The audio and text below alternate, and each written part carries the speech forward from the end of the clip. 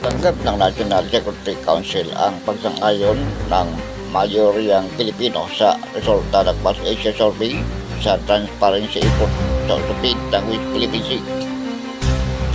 Ito'y matapos ilabas ng Pulse Asia na 74% ng mga Pilipino ang naniniwalang dapat ipagpatuloy ng pamahalaan ng mga ginagawang pagbubunyag sa mga pangahas at agresibong hakbang ng China sa mga barko ng bansa.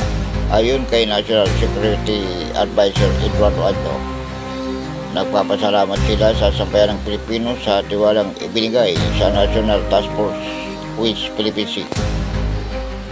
Kain din sa mga bumubuo nito, partikular ang Air Forces of the Philippines kung saan kabilang ang Philippine Navy at maging sa Philippine Coast Guard bilang civilian arms ng task force.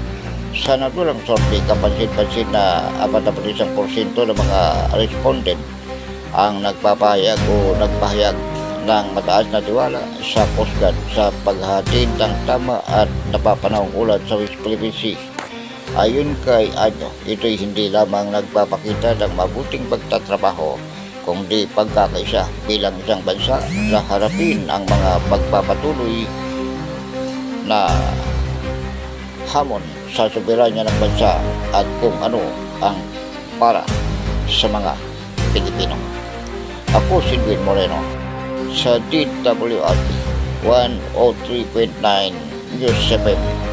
Ikaw ang una.